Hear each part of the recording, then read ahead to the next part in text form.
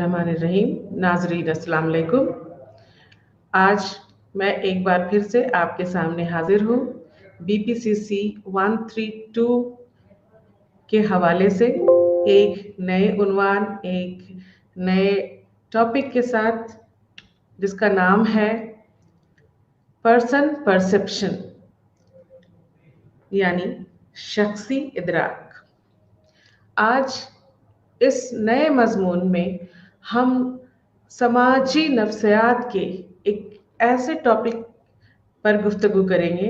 जिससे हमारा ताल्लुक़ तो है ही, जाहिर सी बात है कि इससे हमारा ताल्लुक़ है, और ये हमारे समाज में जिस तरह से हम रहते हैं और जिस तरह से जब लोगों से हमारा मिलना जुलना होता है और लोगों को समझने में ये जो उन्वान है वो हमारी बहुत मदद करता है। यानी कि जैसे कि अभी आपको मैंने बताया कि आज हम लोग शख्सी इदराक यानी कि पर्सन परसेप्शन के बारे में गुफ्तगू करेंगे। तो पर्सन परसेप्शन ऐसा परसेप्शन है, ऐसा इदराक है, इदराक से हम सब वाकिफ़ हैं। पहले भी आपके साथ हमने गुफ्तगू की थी और इदराक के बारे में काफ़ी मज़ीद गुफ्तगू हुई थी, जिसमें कि इदराक क्या है और कैसे हम ये काम करता है, इसके बारे में बातें हुई थी। लेकिन आज हम पढ़ेंगे शख्सी इदराक के बारे में। आज हमारी जो गुफ्तगू होगी वो शख्सी इदराक है, यानी कि जब हम शख्सी लफ्ज़ का इस्तेमाल करते हैं तो जाहिर सी बात है कि शख्सी जब हम कहते हैं तो बेजान चीज़ों का जिक्र इसमें नहीं होता है, यानी कि जानदार, जिसमें हम किसी शख्स के बारे में, किसी इंसान के बारे में, उसके बारे में जब हम परसेप्शन करते हैं, उसके बारे में हम जब जानकारी लेना चाहते हैं, तो ये बेजान चीज़ों से ज़्यादा मुश्किल हो जाता है। क्योंकि बेजान चीज़ें तो जैसी हैं वैसी हमें दिखाई पड़ती हैं, वैसे ही वो बदलती नहीं हैं, उनमें कुछ और बातें नहीं होती हैं। लेकिन जो जानदार हैं, ख़ास करके इंसान को जो समझना या उनके बारे में जानकारी हासिल करना, ये बेजान चीज़ों से कहीं ज़्यादा मुश्किल होता है। इसलिए आज का जो ये उन्वान है वो हमारे लिए बहुत अहम है, बहुत ख़ास है, और इसको समझना हमारे लिए बहुत ज़रूरी है। तो शख्सी इदराक में हम किसी इंसान के बारे में जानने की कोशिश करते हैं, और जब हम इंसान को, जिस समाज में हम रहते हैं वहाँ इंसानों से हमारा वास्ता पड़ता है और हम इंसानों के साथ ही हमारी ज़िंदगी आगे चलती है। तो जब इंसान को समझने की बात आती है तो इंसान का रवैया, उसके एहसासात, उसके इरादे, ये सब बातें उसमें शामिल होती हैं जब हम किसी इंसान को समझना चाहते हैं। सिर्फ बाहरी तौर पर देख करके किसी के बारे में हम कोई अंदाज़ा नहीं लगा सकते हैं, या अगर हम जो अंदाज़ा लगाते हैं तो वो अंदाज़ा सिर्फ बाहरी शक्ल सूरत पर वाबस्ता होती है, या फिर उनके किसी और दूसरे जो फैक्टर्स हैं उनके साथ उससे वाबस्ता होती है। इन सब बातों की जानकारी पर्सन परसेप्शन या शख्सी इदराक में हमें हासिल होती है। पर्सन परसेप्शन में इंसान के सभी पहलुओं के बारे में समझना पड़ता है या उसको समझने की कोशिश की जाती है। सभी पहलुओं से मुराद ये है कि उनकी सबसे पहले तो उनकी शख्सियत, और उनके शख्सियत की जो खुसूसियत है, जो उनकी कुछ कैरेक्टरिस्टिक्स हैं, उनके कुछ ट्रेड्स होते हैं, इन्हें समझना पड़ता है। इसके अलावा उनके जो सोशल कैरेक्टरिस्टिक्स हैं, समाजी जो उनकी जो खुसूसियात हैं, उन्हें समझने की ज़रूरत होती है कि कोई इंसान जब किसी समाज में किसी तरह का रवैया करता है तो वो क्यों करता है, उसने वो रवैया जिस तरह से किया, क्या उसका इरादा वही था या उस रवैये के पीछे कुछ दूसरे इरादे भी थे? उस रवैये को करने में उसकी अपनी शख्सियत का कितना हाथ था, वगैरह वगैरह। इन सारी बातों को पढ़ना पड़ता है या समझना पड़ता है, जिनमें जो पर्सन परसेप्शन के दायरे में आता है। तो हम मिला जुला करके ये कह सकते हैं कि शख्सी इदराक में किसी इंसान के ज़रिए किया गया जो रवैया होता है, उस रवैये में उसकी अपनी शख्सियत, उसकी अपनी खुसूसियात, उसके समाज में रहने की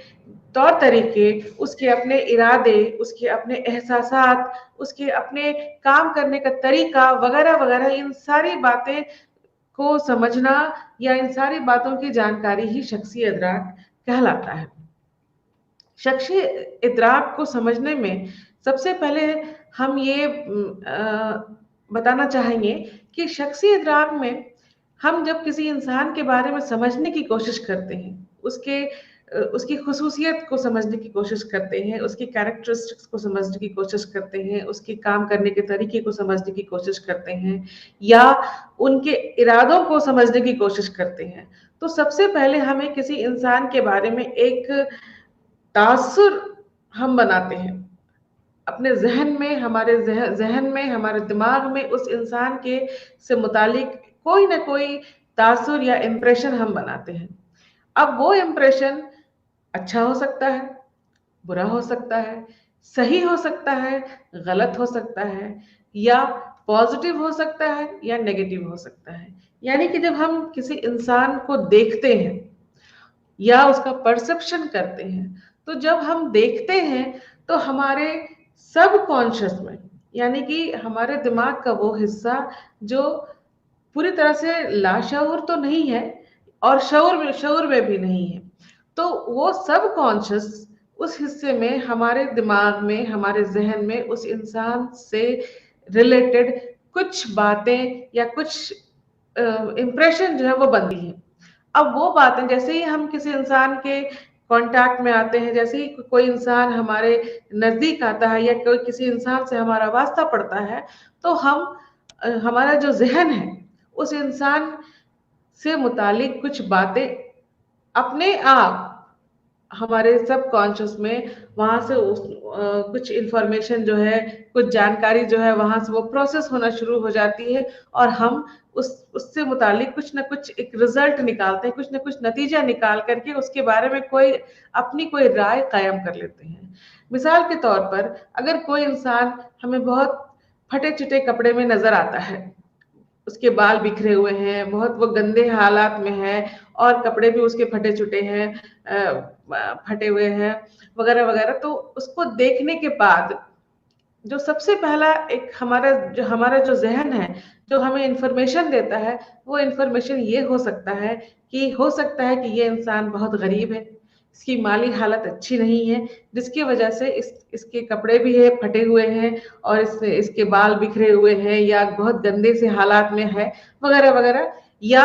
दूसरी तरफ हमारा दिमाग हमें ये इंफॉर्मेशन दे सकता है कि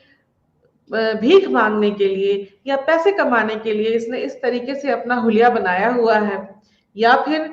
तीसरी बात हमारे जहन में जो आ सकती है, वो ये आ सकती है कि इसकी दिमागी सलाहियत जो है वो सही नहीं है या कमजोर है। तो इस तरह से अलग अलग तरह के इंफॉर्मेशन या जानकारी जो हमारा जहन हमें देता है किसी इंसान के बारे में, वो इम्प्रेशन होता है, यानी कि वो तासुर होता है। और ये तासुर जो हम बनाते हैं, वो हम बनाते हैं सबसे पहले तो उसका बाहरी नया नक्श, कपड़े पहनने का तरीका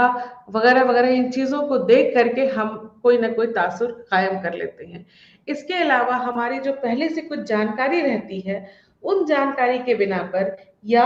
हम उसकी शख्सियत के बारे में जो हमने अगर पहले से कुछ पढ़ा है या पहले से सुना हुआ है, उसके बिना पर हम कोई ना कोई तासुर बनाते हैं, और वो तासुर इम्प्रेशन बनता है, यानी कि एक ऐसी तस्वीर बन जाती है हमारे जहन में उस इंसान के मुतालिक, कि हम उसके बारे में फिर वैसे ही सोचते हैं, या उससे जब भी हम मिलते हैं, या बार बार जब हमारा सामना उस इंसान से होता है, तो हम उसे अपने उस तासुर के हिसाब से ही उससे पेश आते हैं, या उसके साथ अपना रवैया जो है वो कायम करते हैं। अब सवाल जहन में ये उठता है कि तासुर की तश्कील या तासुर क्या है, कैसे हम तासुर बनाते हैं। तासुर बनाने के लिए बहुत सारी बातें हैं। अभी जैसे हमने बताया कि हम समाज में रहते हैं, समाज में लोगों से हमारा वास्ता पड़ता है, और समाज में कई तरह के लोग जो होते हैं उनका अलग अलग रवैया होता है। तो हम किसी इंसान के बारे में कोई तासुर कैसे बनाते हैं, कैसे हमारे जहन में किसी इंसान के बारे में कोई इंप्रेशन बनता है, कैसे हम ये अंदाजा लगा सकते हैं कि वो इंसान अच्छा है, वो इंसान बुरा है, या वो बहुत ईमानदार है या वो बहुत बेईमान है, उससे हम, या बहुत वो गुस्से वाला इंसान है, या किसी इंसान से हमें कितना परहेज करना चाहिए, कितना मिलना जुलना चाहिए। ये सारी बातें, बहुत सारी चीजें जो है वो हम इस तासुर की वजह से ही बना पाते हैं। तो तासुर कैसे बनता है, इसके लिए हमारे पास बहुत सारे फैक्टर्स हैं, बहुत सारी वजह है, बहुत सारे रीजंस होते हैं, जिसमें कि सोशल स्कीमा या स्टीरियोटाइप और प्राइमेसी और रिसेंसी इफेक्ट वगैरह वगैरह चीजें शामिल हैं। सोशल स्कीमा का मतलब ये हो गया कि समाज में किस किस तरह के हम समाज में हैं, किस तरह के लोग वहां होते हैं, या उस समाज का रवैया क्या हो सकता है, इस बिना पर हम किसी के बारे में कोई राय कायम कर सकते हैं। जैसे कि अगर हमें ये पता चले कि कोई इंसान अमेरिका से आ रहा है, तो हमारा जो इम्प्रेशन होता है, तो वो इम्प्रेशन हिंदुस्तान के लोगों से अलग होगा। यानी कि हमें ये पता है कि अमेरिका का जो रहन सहन है, या अमेरिका के लोग जिस तरह से होते हैं, उनका जो जोग्राफिया है वो अलग ढंग का होता है। तो अगर जैसे ही ये पता चलता है कि वो इंसान अमेरिका से आ रहा है, तो हमारा जो इम्प्रेशन है वो ये होता है कि वो इंसान बहुत गोरा होगा, गोरा चिट्टा होगा, उसके पहनने का, कपड़े पहनने का जो तरीका होगा वो बहुत अलग होगा, वो बहुत टिप टॉप वाला होगा, वगैरह वगैरह चीजें हो सकती हैं। स्टीरियोटाइप में है कि हम पहले से कोई न कोई राय कायम करके रखते हैं, कि जैसे कि अगर हम ये सोचे कि आदिवासी जो लोग हैं वो उस तरह के जो लोग होते हैं वो बहुत गंदे से या बहुत अच्छी शक्ल वाले नहीं होते हैं, या उनके उनके रहने सहने का तरीका बहुत अच्छा नहीं होता है, क्योंकि वो बहुत पिछड़े जगह से ताल्लुक रखते हैं। तो ये हमारा स्टीरियोटाइप हो सकता है। जरूरी नहीं है कि कोई कि सारे के सारे वो आदिवासी जितने भी लोग हैं वो इसी तरीके के हों, लेकिन हमारी जो राय पहले से बन जाती है वो किसी इंसान के बारे में वो ये हो जाती है, वो स्टीरियोटाइप हो जाती है कि ये ऐसा ही होगा। या जैसे हम ये सोचें कि अंग्रेजी स्कूल में जो बच्चे पढ़ते हैं वो ज्यादा ज़हीन होते हैं, और जो सरकारी स्कूल में पढ़ते हैं वो कम ज़हीन होते हैं। ये हमारा स्टीरियोटाइप हो सकता है। या सच्चाई ये नहीं हो सकती है, सच्चाई इससे अलग भी हो सकती है, या इसके उलट भी हो सकती है। हो सकता है कि अंग्रेजी स्कूल में पढ़ने वाले बच्चे ही कम ज़हीन हो और सरकारी स्कूल के बच्चे ज्यादा ज़हीन हो जाए। तो ये स्टीरियोटाइप इंप्रेशन हमारा बनता है। उसके बाद एक और जरूरी चीज जो जिससे कि हमारा इंप्रेशन या जो हमारा जो तासुर है किसी इंसान के लिए, वो होता है प्राइमेसी और रिसेंसी इफेक्ट। मतलब कि जब हम पहले कोई राय बना लेते हैं तो वो प्राइमेसी इफेक्ट हो गया। लेकिन होता ये है कि ज्यादातर मामलों में होता ये है कि हमारी जो राय पहले बन जाती है किसी के बारे में वही कायम होती है। लेकिन कभी कभी जो रिसेंसी इफेक्ट होता है उसमें क्या हो रहा है, उसमें ये होता है कि जब हमें ज्यादा नई जानकारी मिलती है, किसी रिसर्च के जरिए या किसी किताब के जरिए या किसी या खुद तजुर्बा करने के बाद हमें अगर कोई नई जानकारी मिलती है, तो पहले वाली जानकारी उससे बदल जाती है, और अब हमारा जो तासुर है या हमारा जो रवैया होता है वो दूसरे वाले से मुतासिर होता है। तो जब दूसरी इंफॉर्मेशन से जो हमारा रवैया मुतासिर होता है उसे हम रिसेंसी इफेक्ट कह सकते हैं। लेकिन इन सब के अलावा जो सबसे ज्यादा तासुर की तश्कील से वास्ता रखता है वो है सेंट्रल ट्रेट। यानी कि इंसान किसी भी इंसान के अंदर बहुत सारे खुसूसियत होती है, बहुत सारी खासियत होती है, और उसकी उन खासियत की वजह से उनकी पहचान होती है। तो उनकी जो पहचान होती है, उनकी पहचान उसके नाम से या उस इंसान से नहीं होती है, बल्कि वो उनकी जो कुछ खुसूसियात हैं वो उनकी पहचान को मुकम्मल करते हैं। तो सेंट्रल ट्रेट को माहिर नफ्सियात ने तासुर की तश्कील में सबसे ज्यादा खास बताया, अहम बताया, और रवैये से ट्रेट की तरफ, यानी कि रवैये से तो हमारा तासुर बनता ही है, किसी इंसान के साथ जब हमारा इंटरेक्शन होता है और उसके साथ हमारा जो रवैया एक्सचेंज होता है या रवैया हम जो कायम करते हैं, तो उस रवैये के साथ साथ उस इंसान की खुसूसियात या उसकी जो खासियत है उससे भी तासुर की तश्कील होती है। तो सेंट्रल ट्रेट को माहिर नफ्सियात ने तासुर की तश्कील के लिए सबसे ज्यादा अहम बताया और उनका ये मानना था कि कुछ सेंट्रल ट्रेट्स ऐसे होते हैं जिसकी वजह से हम किसी इंसान के लिए पॉजिटिव या नेगेटिव हो सकते हैं। यानी कि अगर हम अच्छी बातें बोलते हैं किसी इंसान के बारे में तो हमारा जो रवैया या हमारा जो एटीट्यूड बनता है वो पॉजिटिव हो जाता है, और अगर हम नेगेटिव बोलते हैं यानी कि उस इंसान के बारे में कि जो बातें हैं वो अच्छी बातें ना हो करके वो नेगेटिव हो जाती हैं, तो हमारा रवैया भी या हमारे हमारे जो तासुरात हैं वो भी नेगेटिव हो जाते हैं। सेंट्रल ट्रेट के बारे में ये बात बताई गई कि वार्म यानी कि जोश, एक इंसान के अंदर एक इंसान जो है वो जोशीला है और एक इंसान जो बहुत ठंडे तबीयत का है। तो जोशीला अगर हम कहते हैं तो उससे हमारा जो तासुर होता है वो तासुर पॉजिटिव होता है। यानी कि अगर हम कहें कि वो इंसान अच्छा है, जोशीला है, तो ये फेवरेबल होगा। और अगर हम कहें कि वो ब्लंट है, वो सही नहीं है, या वो अगली है, वो खूबसूरत नहीं है, तो हमारा जो तासुर होता है वो नेगेटिव हो जाता है। तासुर के सिलसिले में ऐश नाम के एक माहिर नफ्सियात ने कुछ तजुर्बा किया और उस अपने तजुर्बे के बेसिस पर उन्होंने 2-3 ग्रुप के बारे में बताया और बताया कि ग्रुप ए उसमें कुछ खासियत वाले लोगों को शामिल किया गया, जिसमें कि 7 तरीके की खासियत रखी गई ग्रुप ए में। ग्रुप ए में जिसमें कि 7 तरीके की खासियत थी, उसमें था कि ज़हीन, हुनरमंद, मेहनती, जोशीले और मुहतात, प्रैक्टिकल, इस तरह की खासियत वाले लोगों को रखा गया या इस तरह की खासियत वाले लफ्जों का इस्तेमाल किया गया। दूसरे ग्रुप में जिसे ग्रुप बी कहा गया, उसमें सब कुछ वैसा ही था, यानी कि बाकी जितने तरह के लफ्ज थे जैसे कि ज़हीन थे, हुनरमंद, मेहनती वगैरह वगैरह, वो सब रखा गया, लेकिन उसमें जोशीले की जगह पर कोल्ड रखा। कोल्ड यानी कि ठंडापन, यानी कि जिसमें कि जोश कम हो। ग्रुप सी और डी यानी कि तीसरे और चौथे ग्रुप में भी सब कुछ रखा, लेकिन उसके साथ पोलाइट या ब्लंट लफ्ज का इस्तेमाल किया गया।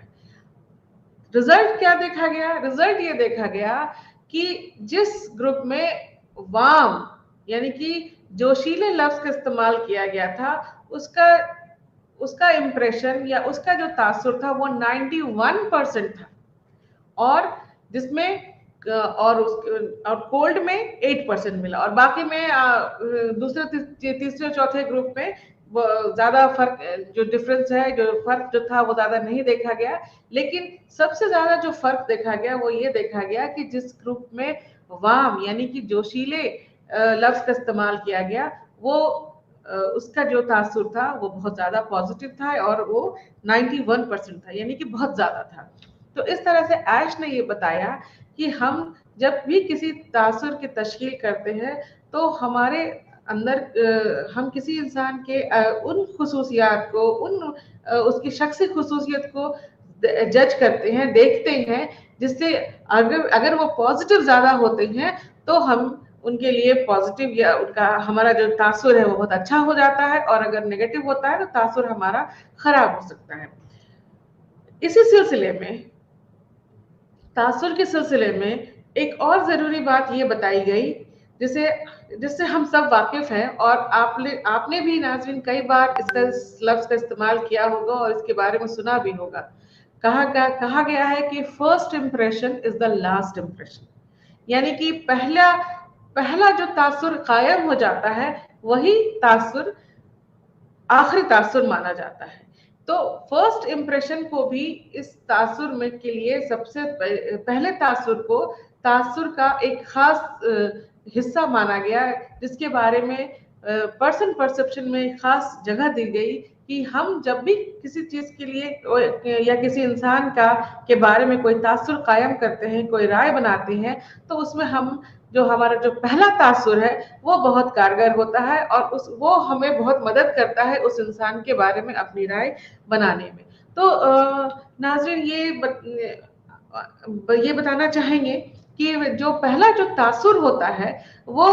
तासुर कैसे बनता है। वो तासुर जब भी हम किसी इंसान से मिलते हैं तो उसके बाहरी रख रखाव से, उसके पहनावे से, उसके बातचीत के जरिए से हम उसके साथ अपना एक इम्प्रेशन या एक अपनी राय बनाते हैं। और ये राय जब हम बना लेते हैं तो वो राय, वही राय कायम हो जाती है जब जब हम मिलते हैं उससे, या जब जब उनके बारे में हमारी बातचीत होती है, या जब जब हम उनके बारे में हम जिक्र करते हैं, तो हमारी राय वही होती है जो हमारी राय पहले बनी थी उनके साथ। तो जो पहला तासुर होता है वो कई चीजों पर बेस्ड होता है, जिसमें कि सबसे ज्यादा जिस चीज को तवज्जो दी गई, सबसे ज्यादा जिस चीज को तरजीह दी गई, वो था बॉडी लैंग्वेज। बॉडी लैंग्वेज और टोन ऑफ वॉइस और वर्ड्स, यानी कि लफ्ज, यानी कि लफ्जों के जरिए किस तरह से उन लफ्जों का इस्तेमाल किया जाता है। जो हमारी आवाज होती है, उस आवाज के ऊंचे और नीचे होने के टोन को से, और हमारे बॉडी लैंग्वेज से, हमारे खड़े होने के तरीके से, हमारे बैठने के तरीके से, हमारे बातचीत करने के तरीके से, हम किसी भी इंसान के साथ जब पहली बार मिलते हैं तो ये सारी चीजें मिल करके उस इंसान के बारे में एक पहला एक तासुर बनाती हैं, और वही तासुर फिर आगे तक कायम रहता है। मिसाल के तौर पर, अगर किसी इंसान के साथ आपका ताल्लुक हुआ है और आपका जो जो तासुर उनके साथ बना वो ये हुआ कि वो इंसान बहुत ईमानदार है। अगर हमारा ये तासुर बन गया कि कोई इंसान बहुत ईमानदार है, तो बाद में अगर इस ईमानदारी में हमें कहीं कमी नजर आती है, या हमें लगने लगता है कि उसकी ईमानदारी में कुछ खोट हो रहा है, या कुछ उसकी ईमानदारी कुछ कम हो रही है, तो हम ये नहीं कहते हैं कि वो इंसान बेईमान हो गया, या वो इंसान धोखा दे रहा है, या वो इंसान सच्चाई से का साथ नहीं दे रहा है। हम उसकी उस बेईमानी में, उसकी उस उसकी जो बेईमानी थी, या जो उसकी ईमानदारी में जो कमी आई थी, उसको हम नजरअंदाज करके ये कहते हैं कि जरूर उसकी कोई ना कोई वजह रही होगी, उसकी कोई माली हालत सही नहीं रही होगी, या उसमें कोई उसकी याददाश्त में कमी आ गई होगी, या हो सकता है वो भूल गया होगा, वगैरह वगैरह। इस तरह की बातों से हम अपने उस इंप्रेशन को बनाए रखते हैं, वो अपने उस तासुर को बनाए रखते हैं कि वो इंसान ईमानदार है। ये ऐसा इसलिए हुआ क्योंकि उस इंसान के साथ जो हमारा पहला तासुर था वो ये था कि वो ईमानदार है। तो हम बाद में उसके जरिए जो बेईमानी हो रही है, या उसमें उसकी ईमानदारी में जो कमी हमको नजर आ रही है, उसमें हम नेगेटिविटी नहीं देखते हैं, बल्कि उसमें उसकी उस नेगेटिविटी में हम उन चीजों को जगह देते हैं जो कि उसके उस पर्सनालिटी से, उसकी शख्सियत का हिस्सा हो सकती है। कि हो सकता है कि वो बीमार हो सकता है कि वो भूल गया हो, या वो हो सकता है कि उसकी कोई और मजबूरी रही होगी, उसके कोई हालात ऐसे रहे होंगे जिसकी वजह से उसकी ईमानदारी में कुछ कमी हो रही है। तो फर्स्ट इंप्रेशन अपने जगह पर वो काम करता है कि हम जब एक बार कोई राय किसी के लिए कायम कर लेते हैं तो वही चीज आगे तक चलती है। अब फर्स्ट इंप्रेशन के साथ भी ये बात, एक बहुत खास बात ये होती है कि पहले हम जो राय बना लेते हैं वही राय आगे तक चलती है। यानी कि इसमें भी प्राइमेसी और रिसेंसी इफेक्ट होता है। प्राइमेसी इफेक्ट उसे कहते हैं कि जब हम पहले बना लेते हैं जो राय, वो राय आगे तक चलती है। और रिसेंसी इफेक्ट होता है कि जो बाद में हम किसी के बारे में कोई राय बनाते हैं, उसे रिसेंसी इफेक्ट कहते हैं। फर्स्ट इंप्रेशन के बारे में प्राइमेसी इफेक्ट ही ज्यादातर काम करता है, यानी कि हम जो राय पहले बना लेते हैं वही फर्स्ट इंप्रेशन हमारा पहला तासुर होता है और वही आगे तक चलता है। लेकिन यहाँ पर भी ये बात लागू होती है कि अगर बाद में जैसे जैसे कि अगर कोई मिसाल के तौर पर हम ये बात बताएं कि अगर हमने किसी के लिए ये राय बनाई है, किसी के साथ हमारा ये पहला तासुर हुआ कि वो बहुत ईमानदार है और उसकी काफी अरसे तक हमारा उससे कोई ताल्लुक नहीं रहता है, उस इंसान से काफी अरसे तक हमारा कोई ताल्लुक नहीं रहता है, तो बाद में जब दूसरा दूसरा जो इंफॉर्मेशन हमें मिलता है, जो दूसरी जो जानकारी हमें मिलती है या जो दूसरा जो तजुर्बा होता है, वो अगर जितना ज्यादा नया होता है वो नया तजुर्बा पहले की जगह ले लेता है। यानी कि तब वो राय जो कि ये बनी थी कि वो इंसान बहुत ईमानदार है, लेकिन चूंकि वो बहुत पहले की राय थी और अब जो नई जानकारी हमें मिली वो उस जानकारी के वो जानकारी हमें ये बताता है कि वो इंसान पहले कभी ईमानदार था लेकिन अब नहीं है। तो ये दूसरी वाली जानकारी से हम उस इंसान के लिए हमारा जो तासुर है वो बदल जाता है और रिसेंसी इफेक्ट जो है वो काम करने लगता है। तो प्राइमेसी इफेक्ट और रिसेंसी इफेक्ट के जरिए हम किसी इंसान के मुतालिक जो तासुरात है हमारे वो हम कायम करते हैं। ज्यादातर मामलों में प्राइमेसी इफेक्ट ही काम करता है, लेकिन रिसेंसी इफेक्ट का भी अपना काम होता है। पहला जो इम्प्रेशन होता है वो ये होता है कि अगर आप किसी ऑफिस में काम करने के लिए गए और पहले दिन ही अगर आपको अपने बॉस से, अपने मालिक से डांट फटकार मिल गई, तो आपका जो पहला तासुर है वो अपने मालिक के लिए, अपने बॉस के लिए नेगेटिव होगा, वो पॉजिटिव नहीं होगा। इसलिए नहीं होगा क्योंकि बाद में कितना भी पॉजिटिव होता है, लेकिन पहले दिन का जो तजुर्बा रहा वो बहुत खराब था या बहुत नेगेटिव था, इसलिए आपका जो तजुर्बा है वो नेगेटिव ही रहेगा उनके साथ। अगर आप किसी ऐसे माहौल में गए हैं या किसी ऐसे तकरीब में हैं, किसी शादी ब्याह में है या किसी के सालगिरह के फंक्शन में है, तो वहां पर अगर आप जाते हैं और आपके साथ अच्छा सलूक ना हुआ हो, तो आप वहां के लिए आपका जो इम्प्रेशन होता है, वो जो तासुर होता है वो नेगेटिव होता है, या ना वो ना जिसको हम कह सकते हैं कि नागवार होता है, वो इम्प्रेशन या तासुर जो है वो बन जाता है। इसके अलावा अगर इसके उलट अगर आप किसी इंसान से पहली बार मिले और जैसे ही आप मिलते हैं उनके साथ आपका जो इंटरेक्शन है, जो मेल जोल है वो बहुत खूबसूरत होता है या बहुत अच्छा होता है, तो उस इंसान की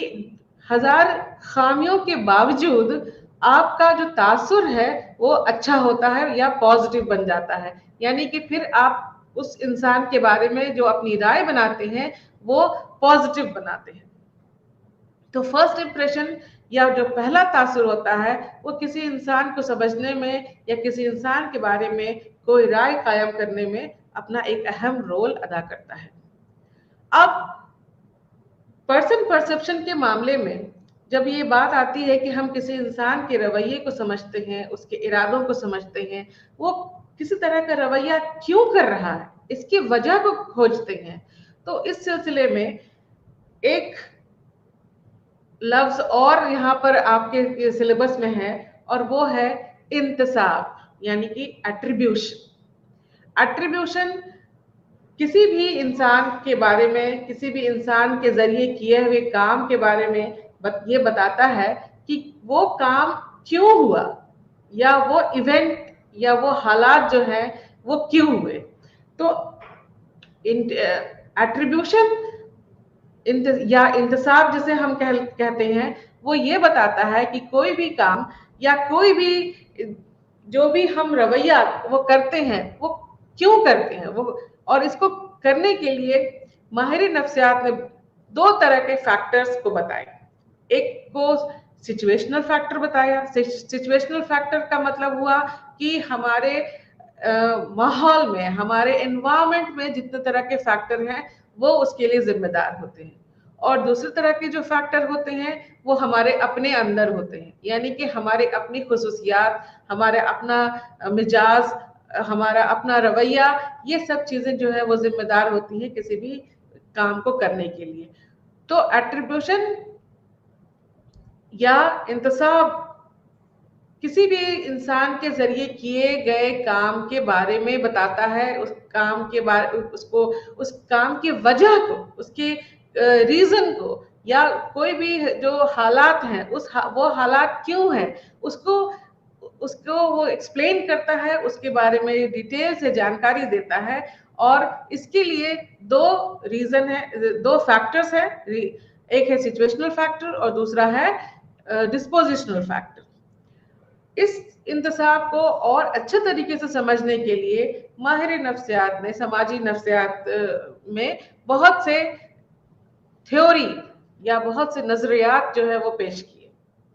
और ये इन नजरियात में दो तीन नजरियात बहुत अहम है या बहुत खास हम कह सकते हैं, जिनमें कि एक नजरियात हाइडर्स का है।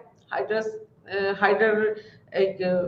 समाजी नफ्सियात से ताल्लुक रखते हैं। और उसके बाद जोन्स एंड डेविस का, हाइडर का जो नजरिया है उसे हाइडर्स नर्व साइकोलॉजी थ्योरी कहा जाता है। उसके बाद जोन्स एंड डेविस ने अपने तरीके से इसे पेश किया, जिसे कॉरस्पॉन्डेंस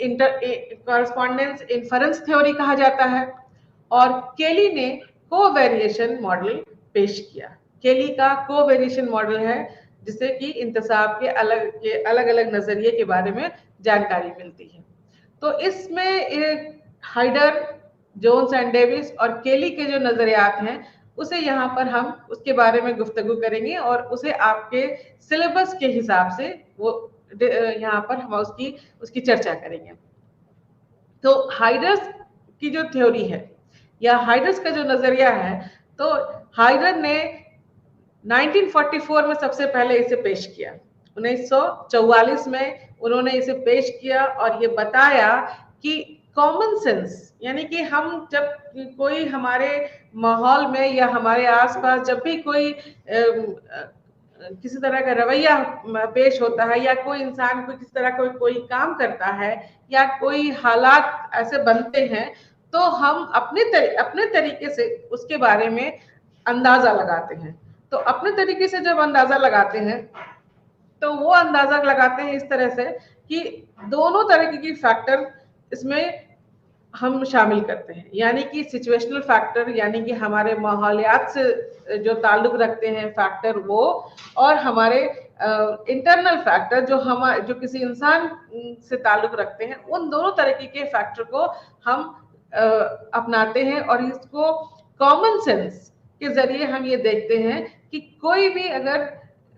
हालात बने हैं या किसी भी तरीके का रवैया हो रहा है तो उसके पीछे कौन सा फैक्टर काम कर रहा है या उसके पीछे कौन सी वजह हो सकती है, या किस वजह से, किस रवैये से, किस वजह से कौन सा रवैया आ रहा है, पेश आ रहा है, ये सारी चीजें हाइडर ने बताया कि जिसे उन्होंने कॉमन सेंस कहा कि इंसान अपने जहन से अपने तौर पर अब किसी भी काम के वजह को, कोई भी काम क्यों हो रहा है, उसका असर क्या होगा, या उस काम की वजह क्या है, उस काम से क्या क्या चीजें जो है वो रिलेटेड हैं, ये सारी चीजें जो है उस सिचुएशनल फैक्टर और डिस्पोजिशनल फैक्टर दोनों से ताल्लुक रखता है। यानी कि दोनों को मिला करके या दोनों को ही उसकी वजह की उस काम की वजह के तौर पर इस्तेमाल किया जाता है कि ये अगर कोई काम हो रहा है तो वो काम जो है, जैसे कि मिसाल के तौर पर हम यहाँ पर ये ले लें कि किसी इंसान को बहुत गुस्सा आता है, गुस्सा आ रहा है, हम ये अगर देख रहे हैं कि कोई इंसान जो है वो बहुत गुस्से में बात कर रहा है या उसे बार बार गुस्सा आ रहा है या वो गुस्से वाला रवैया जो है वो पेश करता है हमेशा, तो यहाँ पर हम हाइडर के हिसाब से ये देखा जाएगा कि क्या उस इंसान के अंदर ही इस तरीके की खुसूसियात है कि उसे गुस्सा आता है, या फिर कुछ हालात ऐसे हैं जिस हालात की वजह से उसे गुस्सा करना पड़ रहा है। तो यहाँ पर ये जो मिसाल है वो हाइडर के थ्योरी जिसे नैव साइकोलॉजी थ्योरी कहा जाता है उसका एक मिसाल होगा, जिसमें कि दोनों वजहों को के मार्फत हम ये सोच सकते हैं या उस रवैये को समझने की कोशिश कर सकते हैं। दूसरा जो रवैया है, दूसरा जो नजरिया है, जिसे मुतालका तखमीना नजरिया या करस्पॉन्डेंट इन्फरेंस थ्योरी कहा जाता है। करस्पॉन्डेंट इन्फरेंस थ्योरी में है कि कोई इंसान किसी भी तरीके का जो रवैया करता है वो क्यों करता है, उसमें कौन कौन से क्यूज है, किस किस वजह से वो करता है। तो दो तीन बातें यहाँ पर जोन्स एंड डेविस ने बताई। वो बताया कि सोशल डिजायरेबिलिटी, यानी कि समाजी तौर पर जो चीजें एक्सेप्टेबल होती हैं, हमारा रवैया उस तरफ ज्यादा मुखातिब होता है। और दूसरी बात कि हम किसी भी रवैये को चॉइस चुनते हैं, अपने हिसाब से पहले उसे हम चुनते हैं, फिर हम उसे टारगेट करते हैं, और टारगेट करने के बाद उस जिस तरीके का रवैया हमें करना होता है, हम उस रवैये को पेश करते हैं। यहाँ पर सोशल डिजायरेबिलिटी यानी कि समाजी तौर पर जो रवैया बहुत ज्यादा एक्सेप्टेबल होता है या जिसे समाज में काफी माना जाता है, हम उस रवैये की तरफ मुखातिब होते हैं। यहाँ पर है कि हम किसी भी रवैये में जो कॉमन बात है, जो खास बात है, जो कॉमन कहते हैं, और जो अनकॉमन है यानी कि जो कॉमन नहीं है, उस इफेक्ट को देखते हैं। यहाँ पर जो इंसान का कॉरस्पॉन्डेंट इन्फरेंस थ्योरी जो है वो किसी रवैये के बारे में ये बताता है कि जैसे कि आप इस स्लाइड में यहाँ पर देख रहे हैं कि जो रवैया है वो दो हिस्से में बटा हुआ है। एक है जिसे हम खुद चुनते हैं, और जिसे हमें चुनने के लिए दूसरा रवैया जिससे हमें चुनने के लिए मजबूर किया जाता है, यानी कि हम चुनने के लिए मजबूर होते हैं कि वो हमें करना ही है। जैसे कि अगर हमें फिल्म देखना है तो हम फिल्म देखने के लिए फ्री है, वो हमारा अपनी तरफ से चुना हुआ रवैया हो सकता है कि हमें फिल्म देखने जाना और हम फिल्म देखने के लिए जाते हैं। लेकिन हमें स्कूल जाना है, हमें पढ़ाई करनी है, तो इसके लिए हम मजबूर हैं, तो हमें उस तरह के रवैये को भी करना पड़ता है, क्योंकि हम वो मजबूरी है हमारी, वो भी करना पड़ता है। तो दो तरीके का रवैया हुआ, एक हुआ कि जिसे हम आसानी से चुन लेते हैं, और दूसरा है कि जिसकी जो हमें मजबूरी में चुनना पड़ता है या करना पड़ता है। उसमें ये बात आती है कि नॉन कॉमन इफेक्ट होता है किस रवैये में जो हम अपने से चुनते हैं, और जो रवैये को चुनने के लिए हम मजबूर होते हैं वो कॉमन उसमें इफेक्ट होता है। तो नॉन कॉमन इफेक्ट क्या होता है कि अगर किसी इंसान को दो रवैया करना है, मिसाल के तौर पर अगर उसे हम दो तरीके का काम करने के लिए देते हैं, एक ए और दूसरा बी। ए में मान लीजिए कि उसने एक्स वाई जेड तीन तरीके के काम किए, और दूसरा जो रवैया है बी रवैया, उसमें उन्होंने एक्स के और जेड किया। तो यहाँ पर एक्स दोनों में है, जेड दोनों में है, वाई और के अनकॉमन है। तो वाई और के जो है वो करस्पॉन्डेंट इन्फरेंस उसमें है, जिसकी वजह से उस रवैये को उसने किया। तो यहाँ पर ये बात निकलकर सामने आती है कि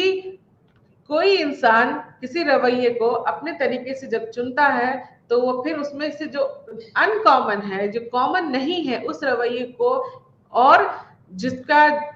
जो कि समाज में कम एक्सेप्टेबल है, उस रवैये को अपनाता है। और जिस रवैये को करने के लिए वो मजबूर है वो कॉमन होता है, और उसका समाज में उसका जो वैल्यू है या उसका जो एक्सेप्टेंस लेवल है वो ज्यादा होता है या हाई होता है। इसके बाद केलीज कोवेरिएशन मॉडल, एट्रीब्यूशन थ्योरी में केलीज ने जो कोवेरिएशन मॉडल दिया, उसमें उन्होंने तीन बातें बताई। उन्होंने कहा कि कोई भी इंसान जो किसी भी तरीके का रवैया करता है या किसी इंसान के जरिए कोई काम होता है, तो वो काम तीन बातों पर डिपेंड करता है। कंसिस्टेंसी, यानी कि वो लगातार उस काम को करता हो।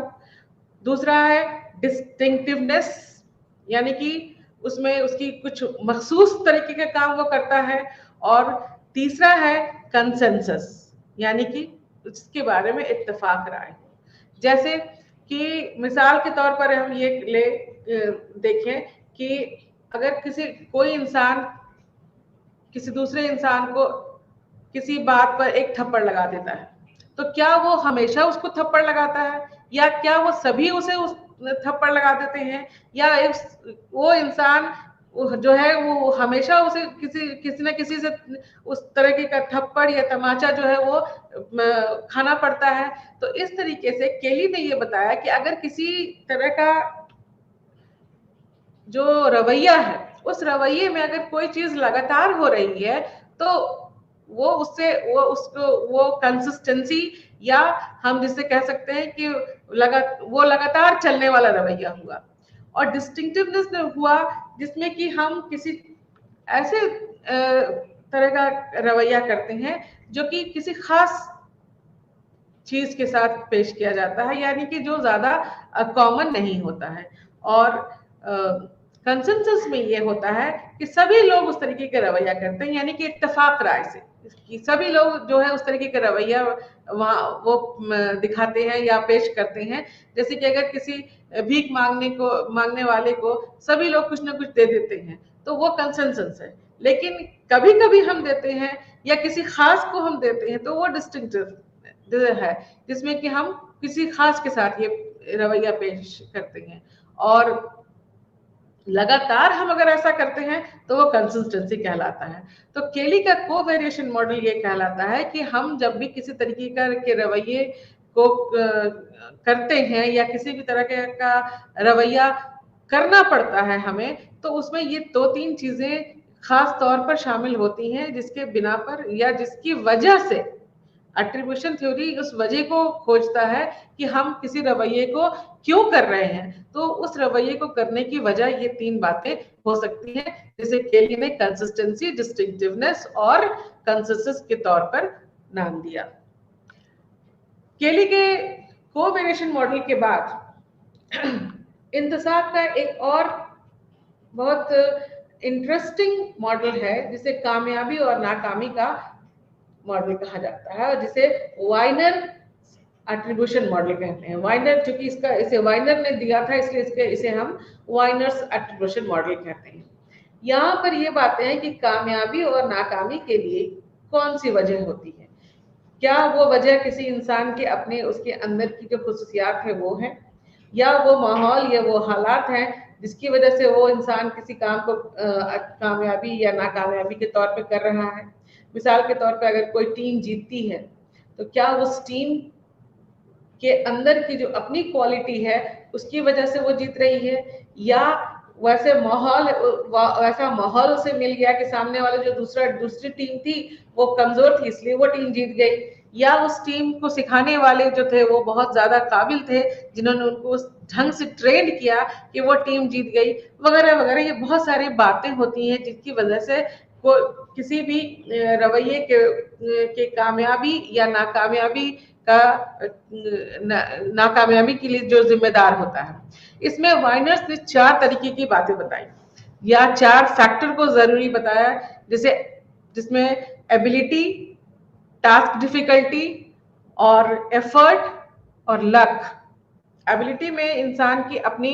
खसूसियात आ जाती हैं, जिससे कि कोई भी इंसान अगर किसी अपनी वजह से, यानी कि अपने खसूसियात की वजह से उसे कोई कामयाबी मिलती है। या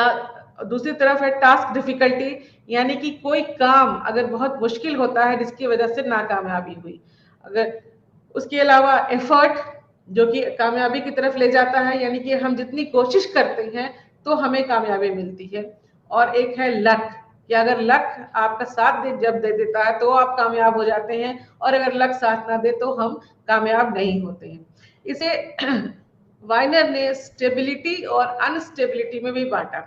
स्टेबिलिटी के लिए उन्होंने बताया कि स्टेबिलिटी अगर हम किसी तरीके का जो इंटरनल फैक्टर होते हैं और एक्सटर्नल फैक्टर होते हैं, ये दोनों मिलकर के स्टेबिलिटी और अनस्टेबिलिटी बनाते हैं। स्टेबल फैक्टर में आ गया कि अगर हम कोई काम करते हैं और वो हमारे ट्रेड से, हमारे खुसूसियात से मुतालिक हैं, या उसके लिए हमारे खुसूसियात जिम्मेदार होते हैं, तो वो स्टेबल फैक्टर होते हैं। एफर्ट, कोशिश या लक जो है वो अनस्टेबल फैक्टर क्योंकि वो कोशिश हमारी कभी कम भी हो सकती है, लक हमारा कभी साथ भी दे सकता है और नहीं भी दे सकता है। तो वाइनर ने इसके लिए बताया कि हमारी जो अपनी एबिलिटी होती है वो इंटरनल, यानी कि हमारे अंदर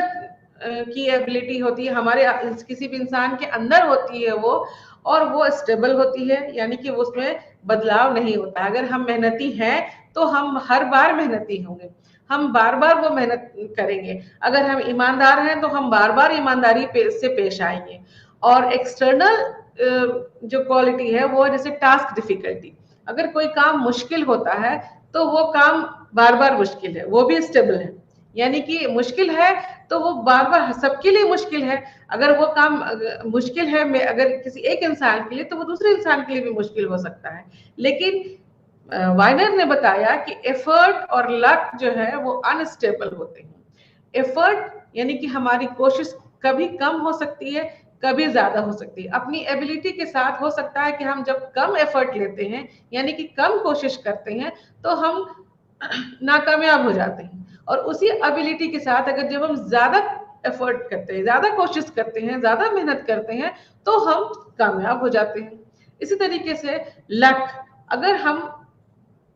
जो हमें काम दिया गया है या जिस काम को हमें करना है, उस काम को करने में अगर हमारा लक साथ दे जाता है, तो डिफिकल्ट होते हुए भी, मुश्किल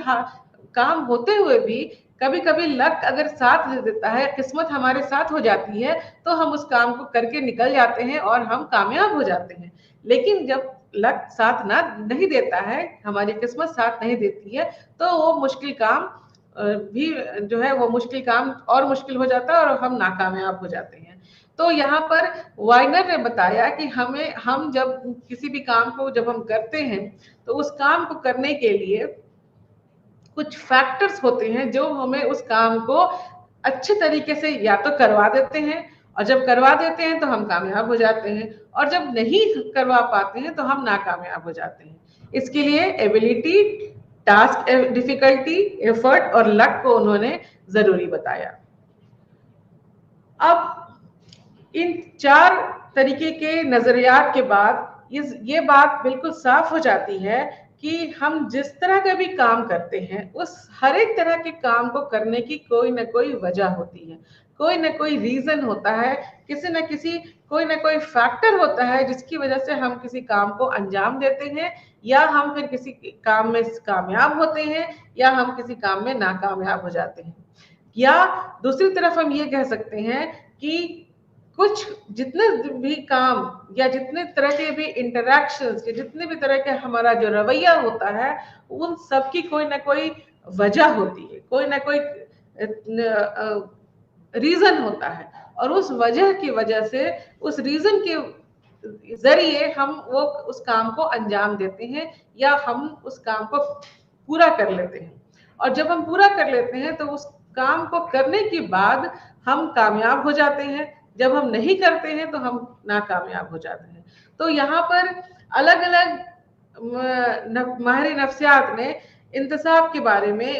या एट्रीब्यूशन के बारे में ये बातें बताई कि जब भी कोई भी इंसान हमारे साथ, हमारे माहौल में, हम जिस समाज में रहते हैं, वहां पर हम जब भी कोई रवैया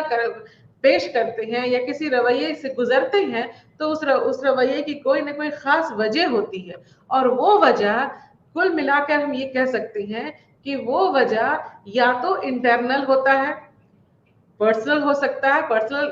कहने का पर्सनल से मुराद ये है कि कोई वो वजह किसी इंसान के इंटरनल ट्रेट से, इंटरनल खुसूसियात से ताल्लुक हो सकता है, या फिर सिचुएशनल ट्रेट से, यानी कि माहौल, हम जिस माहौल में हैं उस माहौल में वो ऐसे कुछ हालात हो जाते हैं जो हमें किसी न किसी तरह के काम को करने के लिए मजबूर करते हैं। जैसे हम अगर कभी गुस्सा कर रहे हैं या कहीं किसी के साथ गलत तरीके से पेश आ रहे हैं, तो जरूरी नहीं है कि वो वजह हमारे अंदर की वजह से हो रही है, या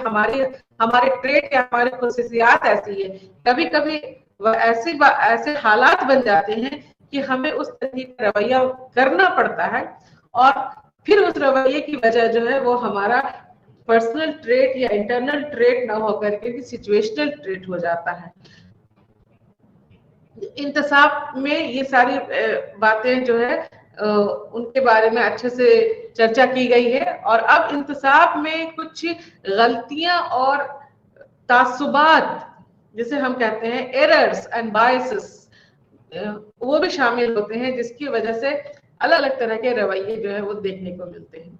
एरर्स और बायसेस के बारे में बहुत सारे एरर्स और बायसेस हैं, जिनमें कुछ खास जो एरर्स हैं वो है fundamental attribution error, actor observer bias, self serving bias वगैरह वगैरह। यानी कि कुछ इस तरीके के तासुबात होते हैं। अब सवाल ये है कि तासुबात क्या होते हैं? तासुबात ये होते हैं कि गलत वजह या गलत जानकारी की वजह से हम कोई रवैया अगर करते हैं तो वो एट्रीब्यूशनल बायसेस कहलाता है, या गलती से हम किसी काम को कर देते हैं तो वो एट्रीब्यूशनल बायसेस कहलाता है, या इंतसाबी तासुबात कहलाता है। इसमें सबसे पहले जिस बायस के बारे में या जिस गलती के बारे में हम लोग गुफ्तगू करेंगे वो है फंडामेंटल एट्रीब्यूशन एरर। फंडामेंटल कहने का मतलब ही होता है कि बेसिक, और जब बेसिक की बात ये करते हैं तो सबसे पहले जो बात जहन में आती है वो ये आती है कि बेसिक हमारे अंदर होता है। यानी कि इंसान के अंदर, किसी भी इंसान का जो ट्रेट होता है, जो उसकी खुसूसियात होती है, जो उसकी अपनी जो टेंडेंसी होती है, उसकी वजह से जो कोई काम होता है उसे हम फंडामेंटल एट्रीब्यूशन एरर कहते हैं। यानी कि फंडामेंटल एट्रीब्यूशन एरर में सिचुएशनल फैक्टर कम खास होता है, कम इंपॉर्टेंट होता है, इंटरनल फैक्टर ज्यादा इंपॉर्टेंट होता है। यानी कि हमारा जो रवैया होता है, हम जब किसी काम को करते हैं तो उसको करने में हमारे इंटरनल फैक्टर ज्यादा अपना रोल निभाते हैं, ना कि सिचुएशनल फैक्टर निभाते हैं। इसलिए फंडामेंटल एट्रीब्यूशन एरर इसे कहा जाता है कि इसमें चूंकि इंसान के वो किसी भी इंसान का अपना ट्रेट होता है, अपनी खुसूसियात होती है, इसलिए इसे फंडामेंटल एट्रीब्यूशन एरर कहा जाता है। जैसे कि आप इस स्लाइड में देख रहे हैं कि यहाँ पर जो है वो एक अंडा, टूटा हुआ अंडा है, फूटा हुआ अंडा है यहाँ पर, जिसकी जर्दी बाहर है और छिलका दूसरी तरफ है। तो ये हुआ, ये क्यों हुआ, ये कैसे हो, ये रवैया क्यों हुआ, ये हमारी वजह से हुआ। इसके लिए कोई सिचुएशन जो है वो जिम्मेदार नहीं होता है। इसके बाद दूसरा है the actor observer bias. Actor observer bias में क्या बात खास है जिसे समझने की जरूरत है कि यहाँ पर यह है कि हम अपनी कामयाबी के लिए अपने को जिम्मेदार बना लेते हैं, और या दूसरे लफ्जों में हम ऐसे आपको ये समझा सकते हैं कि जब हम कोई काम करते हैं तो हम उसे सही ठहराते हैं, और जब दूसरे उसी काम को करते हैं तो हम उसमें कुछ गलतियां या कुछ कमियां निकालते हैं। जैसे कि अगर आपने सड़क के किनारे पर कूड़े को फेंक दिया, अपने घर से निकले हुए कूड़े को आपने फेंक दिया, तो आप उसकी वजह बोलते हैं, आप उसकी वजह सिचुएशनल फैक्टर को ठहराते हैं। सिचुएशनल फैक्टर को ये ठहराते हैं कि चूंकि डस्टबिन नहीं था इसलिए हमने फेंक दिया वहां पर। अगर यही काम दूसरा करता है, अगर आपके पड़ोस वाले करते हैं, तो हम उनमें बहुत सारे उनके पर्सनल ट्रेट को जिम्मेदार ठहराते हैं कि ये उनको इस बात की तमीज नहीं है, या उन्हें काम करना सही तरीके से आता नहीं है, वगैरह वगैरह, ये बातें हम उनको बताते हैं। तो या दूसरे तरीके से अगर हम ये कहें कि अगर हम नाकामयाब होते हैं, नाकामयाब इन द सेंस, या हम ये कह सकते हैं कि हम अगर कहीं पर अच्छा नहीं कर सके, जैसे मिसाल के तौर पर आपने किसी एग्जाम में आपको जो नंबर है वो आपके अच्छे नंबर नहीं आए, या किसी तरीके की आप खरीदारी कर रहे हैं, अगर वहां पर अगर आप अच्छे से खरीदारी नहीं कर सके वगैरह वगैरह, तो उसमें हम जिम्मेदार ठहराते हैं सिचुएशनल फैक्टर को। यानी कि हमारे बाहरी जो फैक्टर हैं, हमारे जो बाहरी हालात होते हैं, हम उन्हें जिम्मेदार ठहराते हैं कि उन हालातों की वजह से हम ऐसा नहीं कर सके। यानी कि हम अपने अंदर के जो ट्रेट है, हमारी जो खुसूसियात हैं, उसको कभी भी इसके लिए हम जिम्मेदार नहीं ठहराते हैं। और हम ये अपने हालात को, अपने माहौल को इसके लिए जिम्मेदार ठहराते हैं कि चूंकि ऐसा माहौल था, ऐसे हालात थे, इसलिए ऐसी चीज हो गई, ऐसी गलती हो गई या ऐसा काम हो सका। लेकिन अगर वही चीज, वही वही रवैया दूसरे जब करते हैं, तो हम उनके जरिए किए गए काम को, उनके जरिए किए गए रवैये को सिचुएशनल न ठहरा करके इंटरनल या डिस्पोजिशनल ठहराते हैं। यानी कि हम ये कहते हैं कि उनके अंदर ये कमी थी। हम अगर अपने इम्तिहान में पास नहीं होते हैं या हमें अच्छा नंबर नहीं आता है, तो हम इसके लिए जिम्मेदार उस स्कूल की पढ़ाई को, या उसके उस तरीके के सवालात को ठहराते हैं जो कि एग्जाम में पूछे गए थे, वगैरह वगैरह। लेकिन जो अगर मेरा दोस्त अगर वो फेल हो जाता है या उसे अच्छे नंबर नहीं आते हैं, तो हम ये कहते हैं कि उसे उसकी जहनियत ही कमजोर है, या उसने बहुत ज्यादा मेहनत नहीं की, या जिसकी वजह से वो फेल हो गया। लेकिन अपने साथ हम इन बातों को शामिल नहीं करते हैं। इसे एक्टर ऑब्जर्वर बायस कहा जाता है। तो एक्टर ऑब्जर्वर बायस के बाद उसी से मिलता जुलता एक दूसरा बायस है जिसे सेल्फ सर्विंग बायस कहा जाता है। सेल्फ सर्विस यानी कि खुद की खिदमत का तासुब। खुद की खिदमत का तासुब का मतलब यहाँ पर यह होता है कि जितनी अच्छी बातें हुई, जितनी पॉजिटिव बातें हुई, उसकी क्रेडिट हम लेते हैं। यानी कि उसकी जिम्मेदारी हम लेते हैं, अपने ऊपर लेते हैं। यानी कि जो भी अच्छा हुआ वो हमारी वजह से हुआ, और जो अच्छा नहीं हुआ वो सिचुएशन की वजह से अच्छा नहीं हुआ। यहाँ पर ये सेल्फ सर्विंग बायस और एक्टर ऑब्जर्वर बायस से मिलता जुलता है। यहाँ पर फर्क ये है कि यहाँ पर अपने सक्सेस के लिए, अपनी कामयाबी के लिए हम जिम्मेदारी अपनी लेते हैं। जब अच्छी बात होती है तो हम खुश हो जाते हैं और हम ये कहते हैं कि ये हमारी वजह से हुई। और अगर कोई नाकामयाबी हुई है तो वो उसके लिए जिम्मेदार हमारा सिचुएशन था, या हमारे वो हालात थे, या हमारा वो माहौल था जिसने हमें नाकामयाब बनाया। तो इसे हम सेल्फ सर्विस या सेल्फ सर्विंग बायस कहते हैं। यहाँ पर देखिए, आप अपने स्लाइड में भी देख सकते हैं कि सेल्फ सर्विंग बायस में कि अगर जब देख रहे हैं कि जब अच्छे नंबर आ जाते हैं या कोई मुश्किल हल हो गई, तो उसको हम बहुत खुशी से उसका जो क्रेडिट है वो हम अपने सर पर लेते हैं कि नहीं, ये हमारी वजह से हो गया। लेकिन जहां हम नाकामयाब हो जाते हैं तो हम तुरंत उसका ठीकरा जो है वो अपने हालात को के ऊपर डाल देते हैं कि हालात हमारे जो थे वो अच्छे नहीं थे, जिसकी वजह से ऐसा ये नाकामयाबी हुई, या हम ज्यादा कामयाब नहीं हो सके। इसके बाद अल्टीमेट एट्रीब्यूशन एरर एक और एरर है, एक और गलती है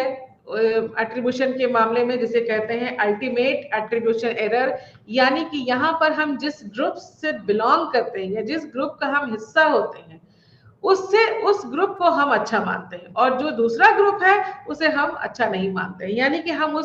जिस ग्रुप में हम रहते हैं, हम जहां से हम बिलोंग करते हैं, तो उसके सक्सेस को या उसमें जो भी अच्छी बातें होती है उसे हम अच्छा मानते हैं, और दूसरा जो ग्रुप है उसे हम अच्छा नहीं मानते। यानी कि कहने का मतलब ये होता है कि यहाँ पर अगर हम किसी खास अगर ग्रुप से बिलोंग करते हैं या खास ग्रुप का हम हिस्सा होते हैं, तो हम अपनी कामयाबी के लिए या अपने उस ग्रुप के सक्सेस के लिए उस ग्रुप को मानते हैं कि उसकी वजह से ऐसा हुआ है। और उसी के पलट के हम ये कह सकते हैं कि जो दूसरा हिस्सा है, जो दूसरा ग्रुप होता है, उसी काम के लिए, सेम काम के लिए हम उसके नाकामयाबी के लिए उस ग्रुप को उसका जिम्मेदार बनाते हैं। तो यहाँ पर अल्टीमेट एट्रीब्यूशन में ये बातें आती हैं कि हम अगर किसी ग्रुप के हिस्से में है या कोई ग्रुप से हम बिलोंग करते हैं, तो उस कामयाबी के लिए हम उसे जिम्मेदार बनाते हैं और दूसरे ग्रुप को हम गैर जिम्मेदार मानते हैं। इस तरह से एट्रीब्यूशन में बहुत सारे तासुब और गलतियां होती हैं जिसकी वजह से कोई रवैया हम पेश करते हैं, या हमारे रवैये की जो वजह होती है वो गलतियां होती हैं, और जिन उन गलतियों की वजह से हमारा किसी खास तरह का जो रवैया होता है, उस रवैये की तरफ हमारा झुकाव होता है, या उस रवैये को हम बार बार करते हैं। तो इस तरह से नाजरीन आपने ये देखा कि इस पर्सन परसेप्शन में बहुत सारी बातें ऐसी है जिससे हम किसी इंसान को और उसके रवैये को आसानी से समझ सकते हैं, और उसके जरिए हम उसके साथ अपना इंटरेक्शन या उनके साथ अपना जो तालमेल है वो अपने अच्छे तरीके से बैठाने में कामयाब हो सकते हैं। इसी के साथ नाजरीन, अब अगले क्लास में इंशाअल्लाह फिर से मुलाकात होगी। तब तक के लिए शुक्रिया। अल्लाह हाफिज।